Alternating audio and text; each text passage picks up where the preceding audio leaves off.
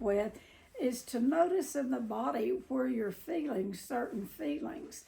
Because sometimes, the body holds the energy, not sometimes, but it does.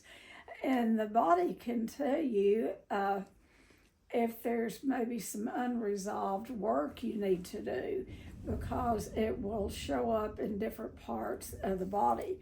So just notice your body and the feelings that you carry. So I thought I'd go through the feelings list. We have those of you that have been here, which is about everybody on this screen. We give clients a list of 7 feeling words, because when we do any kind of group here, we go around what we call names, claims, and feelings. Your claim is what you have yourself diagnosed. My hair is bothering me. Well, let me get this fixed. It's your claim is what you have yourself diagnosed. As clinicians, we can do assessments, and we, psychosocials go over that, and we can pretty much give you a diagnosis because we're trained to do that. But it doesn't matter. It does not matter what any psychiatrist, psychologist, therapist, counselor gives you as a diagnosis. If you don't internalize it and diagnose yourself, you're not going to get any better. So, I don't know how I got off on that, but anyway, names, claims, and feelings. We give our name, we give our claim, and the reason we have people give their claim is so they won't forget that they have the disease. We so don't want the disease, so you don't have to go around telling everybody you meet, hi, my name's Tennie, and I'm a grateful, recovering, compulsive overeater and bulimic. You don't have to do that, but it's really, I think, important to hear ourselves say it out loud in a safe group so we can be reminded that we do have the disease, because we so would like to just forget that we have it. So, and then we have people to give their feelings. So on any given day, clients are reporting their feelings 4, 5, 6 times a day. And the reason we do that is because addicts of any sort are people in general, really. We either are up in our head and we're thinking, and sometimes those thoughts are not the best thoughts in the world.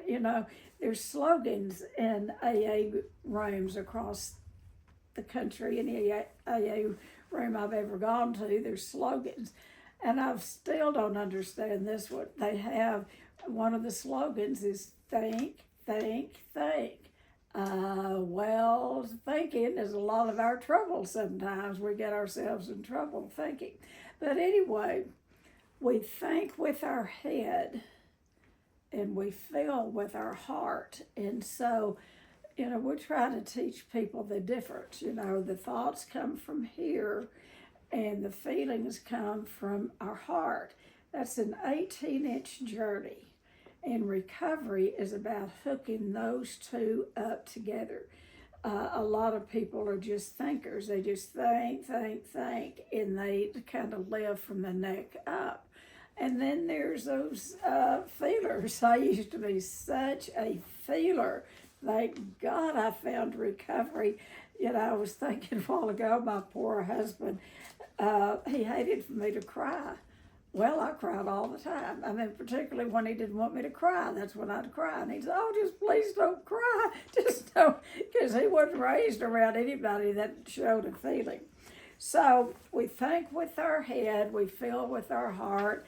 Those two, and recovery is about bringing those two things together. And so recovery is we do look at our thoughts, and in the big book it says what we think is how we act, and how we act becomes a habit, and that habit becomes our character or who we are. So that's the thinking part. And then the feelings, like I said, most addicts of any sort either have great big feelings I had great big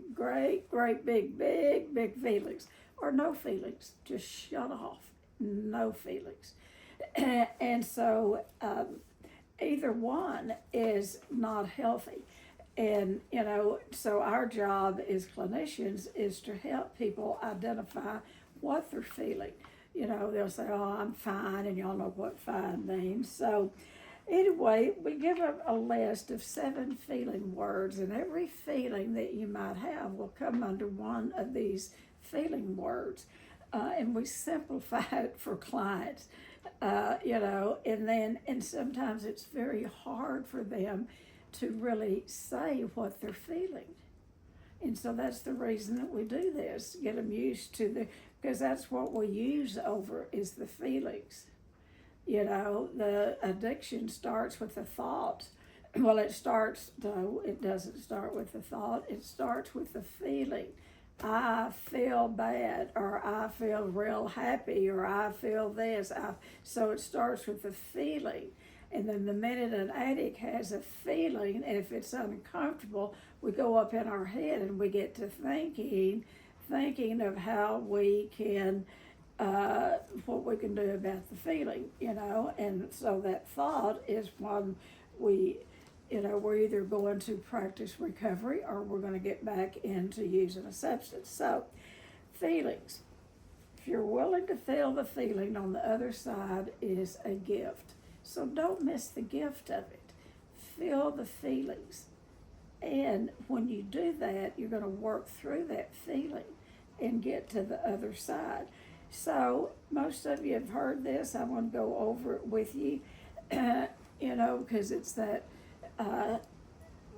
feelings, our own feelings, and then it turns into, when it turns into the, that middle column that we talk about, that's carried feelings. And when you're carrying around unresolved conflict of the past, you can count it's not yours. It was passed on to you from another generation.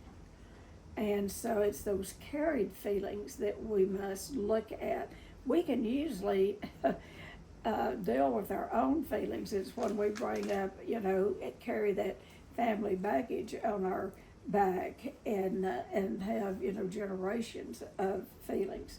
So when I talk about the generational curse, I always think, my mind always goes to the Jewish people that we have treated, that have had people in the Holocaust. They still carry that pain. So many of them, and the ones that we've treated have been grandchildren or great-grandchildren. But unless those feelings are addressed, it will be passed on. Okay, so anger. Anger is a good feeling. We've been talking about anger till I'm sick of it, or y'all sick of talking about anger. And if you don't address the anger, or if you deny that you have anger, or you're carrying it from the generation before, or you're carrying around someone else's anger, we can do other people's anger. And I'm getting ready to, in July, go and talk to an international wrestling camp out of DC that is, anyway, we were doing a podcast the other night about it, and we got to talking about anger and how athletes can be angry. They need to have some healthy anger in order to get that energy going.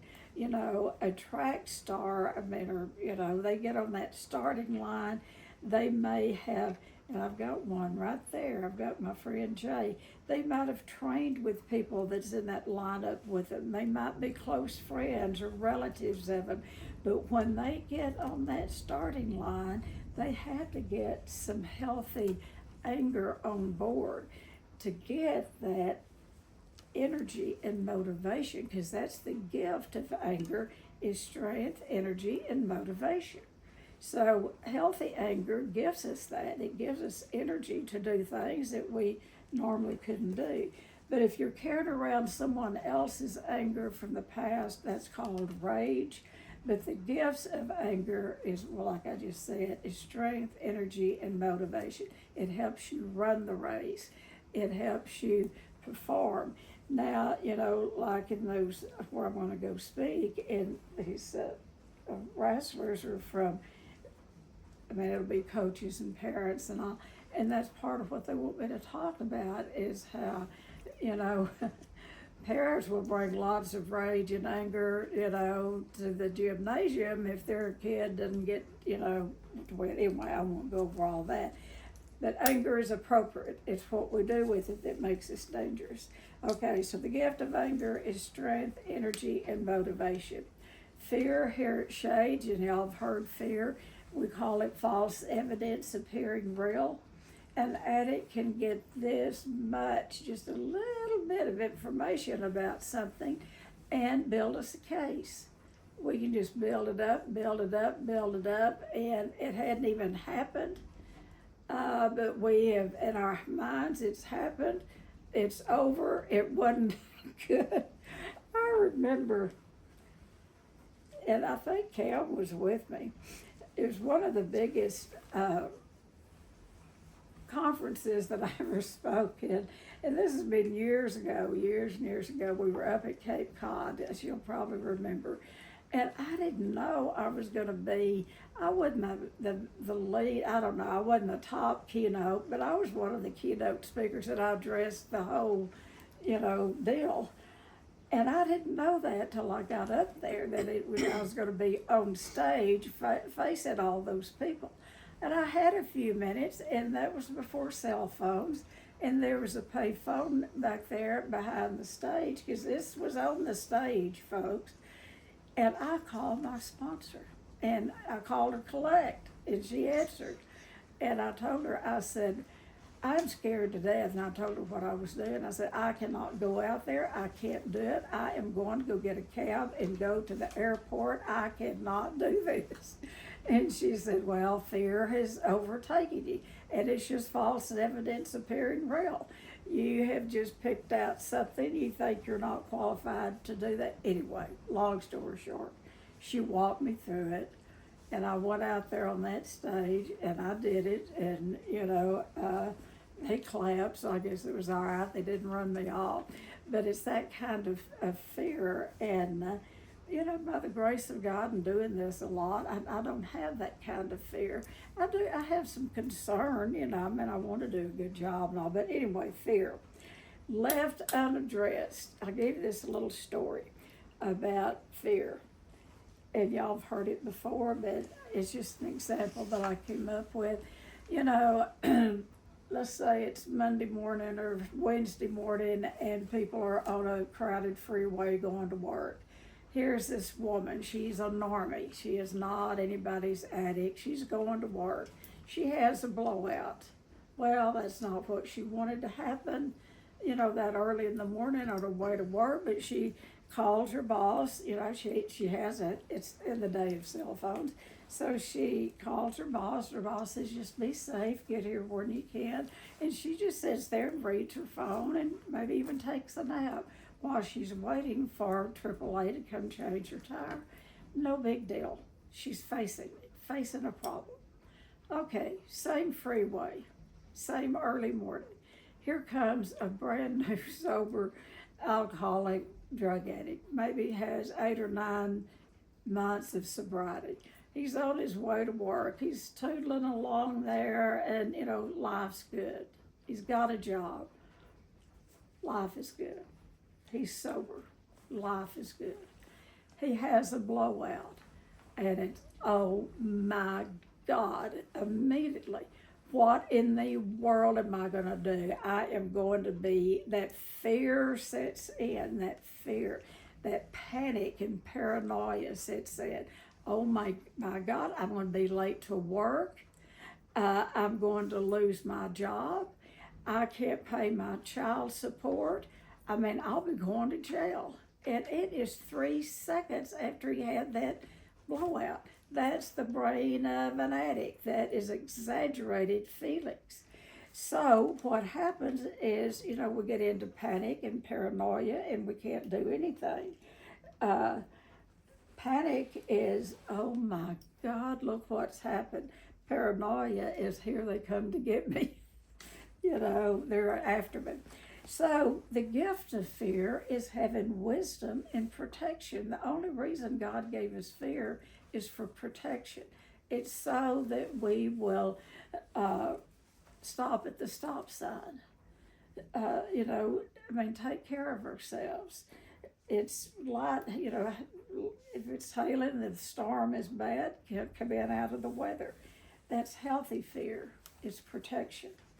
And then pain. This is the kind of pain that we talk about is not physical pain, it's more emotional pain. And if you are carrying around or you deny having pain or emotional pain, or are you carrying around pain from, your parents, if it was laid on you, if you're carrying around someone else's pain, what that pain can turn to is depression.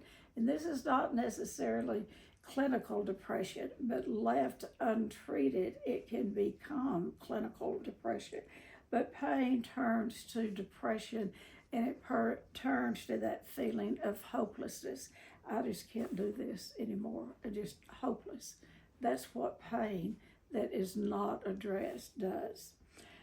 But if we're willing to go through the pain, this is the only way that we're going to get to healing, folks, is to go through the pain, and we're going to find growth inside the pain, and there'll be healing. But we've got to go through it. We can't go around it, under it, or over it. And then there is one that, this next feeling, and the big book talks about this, that deep in the heart of every alcoholic is that feeling of loneliness, that deep-seated feeling of loneliness. Have y'all ever had that? Just lonely, just that deep feeling loneliness. And a few sentences past that, what do addicts want to do when they're lonely? They want to be by themselves and isolate, and usually that's followed by using a substance. So they want to isolate, be by themselves, and usually lick their wounds, and they get into self-centeredness. And it's not just addicts, but anyone that feels that loneliness, that deep-seated loneliness. And a lot of that comes from childhood. It comes from being abandoned and neglected.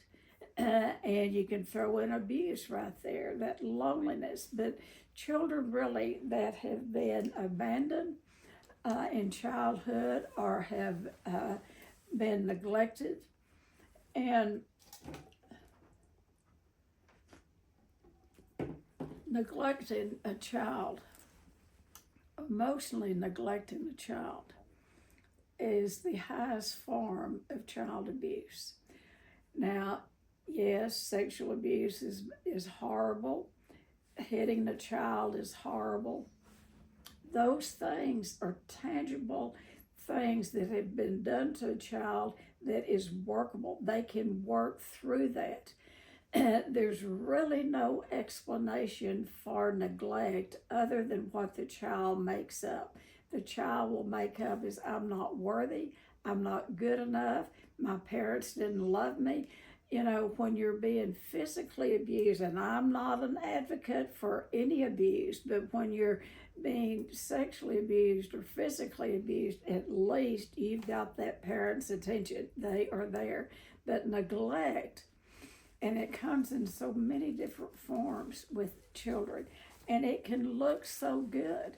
And, we work with, and have through the years, lots of pastors' kids, doctors' kids, cardiologists' kids particularly, where the fathers or mothers are so into their careers. Pastors neglect children. They're right up there at the top. I'm hoping that that's not going on as much. and people, they are just held in such high esteem because they're such givers, and they look good on the outside, but a lot of times your pastors are the ones that, if they get home at a decent hour at night, they might get called out, or they may not even come. Anyway, you get the idea. So no, CPS would never be called in these situations. I've worked with cardiologists, and several of them, and and I'm not just picking on them, but you get a cardiologist, they are so in to their career, they hardly see their wife or their children until she goes to the divorce court. That's the only reason they come to see us, and so that neglect for a child is very powerful, and it can show up in a lot of ways, abandonment and neglect. And so it creates that feeling of so alone, that being so alone, that aloneness. And then it brings on that feeling, as much as you want to be with other people, you don't know how a lot of times. And so it creates, if you deny the loneliness, or you, we've worked with people like this, they isolate and be by themselves and then complain that they have no friends. And then they have that feeling of helplessness. Bless my heart, no one likes me. I have no friends. I don't have a boyfriend. I don't have a girlfriend. Well, hell, they're not going to come knock on your door. You're going to have to get out in the community, get to church, get where the people are, safe places. The young people a lot of times don't have any place to go once they get out of college. I see this over and over. Once kids get out of college, if they're not married, about the only place to find singles are in bars or church. So, I'd recommend picking a church. But anyway, I don't know. I found mine in a bar, and we were married 51 years. So who am I to say don't look in a bar? No, actually, I met him in the grocery store, and then we went to a bar. But anyway, and I was just a baby, but that's another story for another time. All right, so the gift of loneliness is reaching out. You got to get out of your comfort zone and reach out to other people. You never know who's you're going to reach out to, that maybe they're dying from loneliness. So put yourself out there. Now, I'm not throwing bouquets at myself, but I do want to give you an idea of what this feels like. I was so shy and bashful, actually, until I started to school to learn to be a therapist. I was so shy and bashful, I could hardly utter a sound outside of my house. And I saved it all for my kids and my husband, that rage and anger and all. But I was so shut down. And I didn't like that. And so the way that I got out of that, and this was help with sponsors too, is that but some of it, I believe God just he just put it in my heart. I volunteered for everything. When you volunteer, what you're going to do, you're going to meet people. You're going to be out among people, and they're going to talk to you, and they expect you to answer back, And that's how I got over being bashful and shy, is putting myself out there, and it would hurt so bad, and my throat would hurt trying to talk, and then not knowing how to talk and not knowing what to say. And then I'd go to meetings, and I'd finally say, my sponsor would say, you are going to talk at a meeting. And I would talk, and then on the way home, I'd have those 3 talks. One that I wish that I gave, one that I didn't give, and the one that I gave, and so it's all about me, that self-centeredness. And that is what, I would tell my sponsor. She'd say, this shyness is killing you, and being bashful, and it is nothing but self-centeredness. I wanted to slap her. I said, I am not self-centered. And she said, well, who do you think about all the time? You are, You have low self-esteem. You're there. Everything that I was had self in it. So when we're focused on ourselves, whether it's a negative way or a positive way, we're still focused on self. So she helped me. I mean, she bullied me. That was back before we knew a lot about bullying. I had a sponsor that would bully me. And then on the other hand, she just loved me, loved me, loved me. But anyway, she helped get me out of that shyness. And she would take me places knowing that she was going to make me talk. And she would sit back and she said, well, Tennie has something to say. And I would just, oh.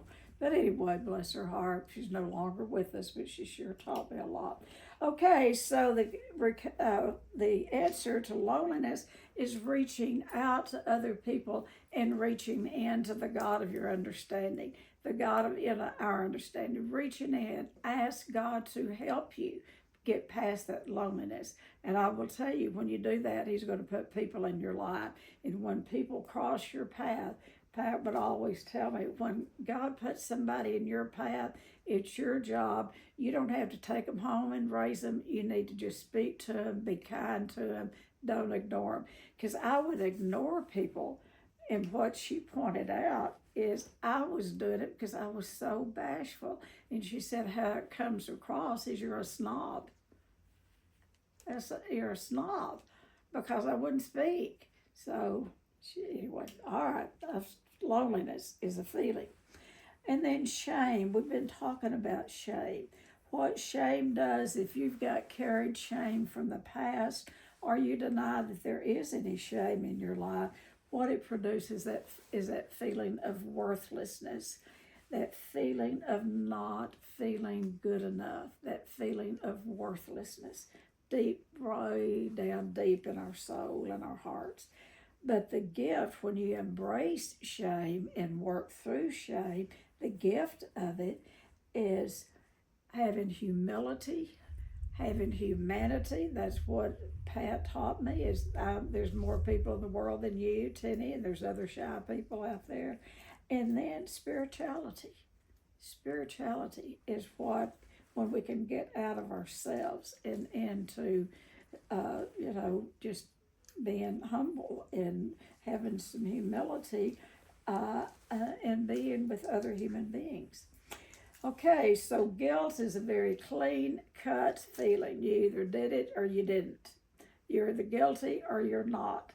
And if you are guilty of doing something, if you don't take responsibility, and if you're carrying around generations of guilt, get somewhere with a therapist that can do experiential therapy on you, where you can get rid of that shame and guilt and anger. Like an intensive, we're starting one Sunday. I don't know if we have any room in it or anything, but do intensives. We're going to start doing 3 days for people that have been through intensives, for them to just come and do a piece of work. Because as these feelings keep coming back, come back and peel off another layer.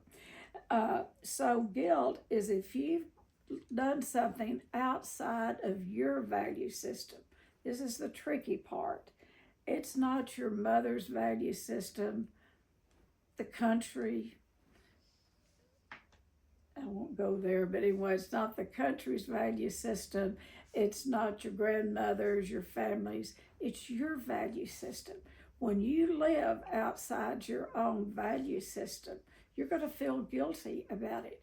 There are people who can do things, for instance, and I've known lots of people, and I had dear close friends, and I've had children and all, and I have no judgment, zero judgment about living with someone that you're not married to.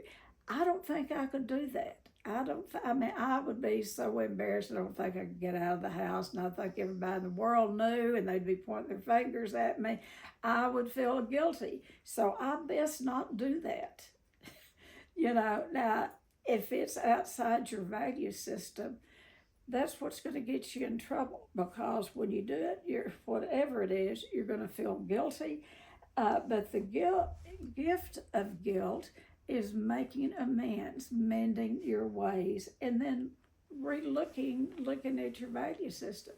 Maybe you've got yourself tied up in such a tight little wad that everything you do, you feel guilty over it. So you might want to look at your value system, and you know, what do you do? What is that saying? It's better to ask forgiveness than ask permission. So do it and enjoy it, and then ask forgiveness anyway. All right. So the last one is joy. And people say, well, why is there just one positive on that list? Because joy covers them all. Joy, to have joy is, the Bible talks about, it's the enthusiasm of God. When you feel joy, it's from the inside out. It's not from the outside in. Yeah, we can be happy and feel joyful, when our kids or our grandkids or somebody excels at something, or you excel at, but joy is an inside job. It is the enthusiasm of God. And when you don't have it, when you don't have joy, what it can turn to is hysteria. Now, I don't know if you know what I mean, but we've had people here that have come here, and usually they're your severe codependents, and they will be your over talkers. They will be your judgmental people. They will be, they know what's wrong with everyone else, but they cannot see, that splinter in their own eye. They're here to straighten up everybody else, and they get into that hysteria. Do y'all know what I mean? Have you ever been around someone that is just over the top? I was thinking about one woman that we had, and it's been probably 30 years ago. And she's still in recovery, but I'll tell you what, we had to peel her off the ceiling nearly every day. It's that, all up here, and, about everything, and nothing pleased her. Everybody else was, she would keep a running tally of what everyone did. She came for an intensive and stayed for inpatient. And she became like how you hire those experts to come in and go through your business and tell you, what in fact, that's actually what she did for a living. She was an efficiency expert. And she asked to talk to me one morning. And I went in, and she came in with her legal pad like this. And she said, about 3 columns of things she wanted to talk to me about. She said, I just have some things that I think might be helpful. These are things that I have observed. And little things. She went down her list. She hadn't bothered to get her homework. She hadn't bothered to call her sponsor, follow directions. But my gosh, she could tell me everything that we needed to do to improve running the treatment center. And I looked at them, and some of them were very valid. Some of them wasn't. Some of them she'd made up in her head. And I took the list, and I said, thank you for this list. And when you leave, I'm going to implement some of these. But I didn't while she was there. But that's what I'm talking about, is that hysteria. Anyway. So, but joy, the definition and the gift of joy is hope, healing, and spirituality. If you'll notice that pain is about healing, joy is about healing. This is what we call, when people are in the healing process, it's pain-filled joy and joy-filled pain. Pain-filled joy and joy-filled pain. It's where, when you're in early recovery, you have to watch and don't get on that pink cloud, because the only place, when you get up too high, the only place left to go is down. but it's when you have so much joy, you found recovery, and you found hope, and then life comes along, and it, and you go down. And so it is, joy is about healing and being joy filled. And but along with that, we're also going to heal through the pain. The pain is going to be our greatest teacher. The joy is going to be the gift of going through all of these feelings is the gift that we're going to get on the other side. Alrighty, so I've talked a lot about feelings. Know that you must name it to tame it. You have to name it to tame it. Did you get it? You have to speak it out loud in order for it, to quieten that tiger down. You've got to say, I feel angry when, And once you can say it out loud, it diminishes its power. One of the things we can do is sit with the feelings. You try to tell a client to sit with feelings. They want instant answers, instant. I had a severe chronic drug addict here years ago. It's when Joe McQueen, he was the first year I was in business out here. And I had this, and he was wired from every end, and he was just, he had every feeling in the world, and we could not get him calmed down. And Joe finally told me, he said, do you have a tall stool? If you don't, get someone, borrow one, or so, get you a tall stool.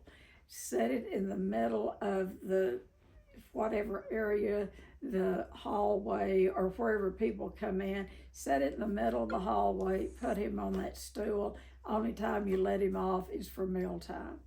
Now, that seemed like harsh punishment.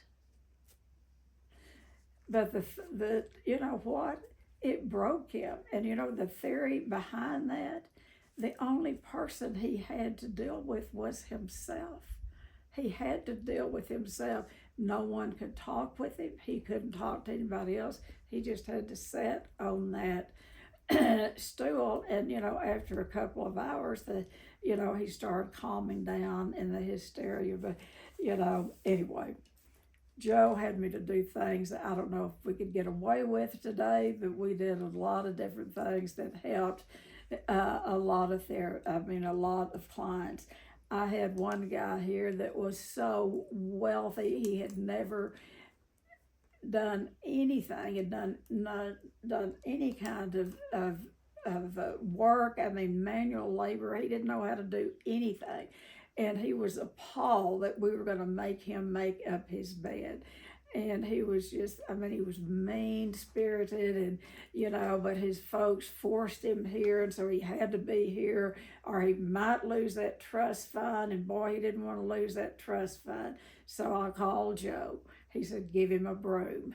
I said, what? Give him a broom and teach him how to sweep. And I thought that guy was going to beat me to death with the broom. But by the time he left here, he wanted that broom. I gave it to him. He said, I learned more from that broom than I've learned from any other lesson. So you have to meet clients where they are. And I miss Joe every day. I miss him every day. So I got off on something else, which I do. Okay, feelings. It's about... you don't always have to act on feelings. Just because you feel it doesn't mean you have to act or react. Just because you feel some rage, sometimes please just keep it to yourself till you get to the telephone and call your sponsor. We talked about rage and what it will do. If you want to, ruin friendships and, acquaintances and people you work with, keep raging. But when you feel the rage, keep it to yourself. Write about it. Call a sponsor. Get it out. Talk to someone that you're not mad at, angry at. So feeling feelings doesn't mean you have to act on it. It means check it out with someone else, with a safe person. And when in doubt about what to say or not say, when in doubt, don't.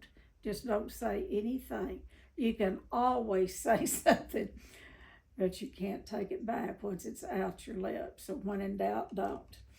Uh, Feelings are not facts, but they're very real. They are real at the time. They're real when we feel them, but they're not necessarily facts.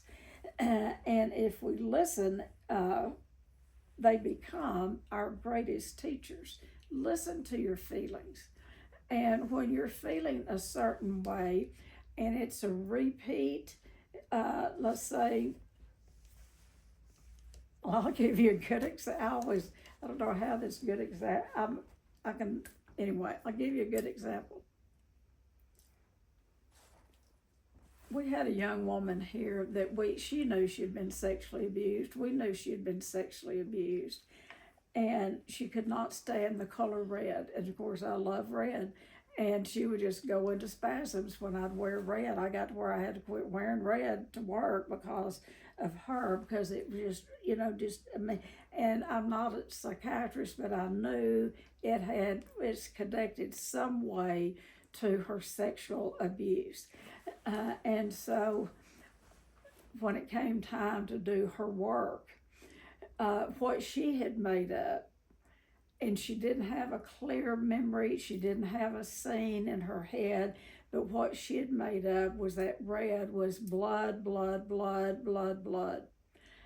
I'll tell you what it was. Once we were doing her work, what it was there was a little lamp on the side of her bed, her nightstand.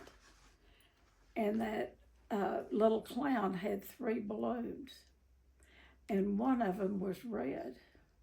And that's how she would dissociate. She would look at that little red balloon, and she would dissociate when she was being molested. And she never had that clear memory. This is why we say, do the work, do the work, do the work. And when it's time for those pictures or for the images to come up, they will. When God knows that you need to know something, it will be, the big book says more will be revealed. This is what we're talking about. More will be revealed. When she got that in her work, her and her inner child danced around the room. Because she had gone through her life not being able to see the color red, without it bringing up all of her. She just thought it was blood, blood, blood, and then anyway. All righty, so that's what I have on feelings. And there is definitely a difference between thinking and feeling.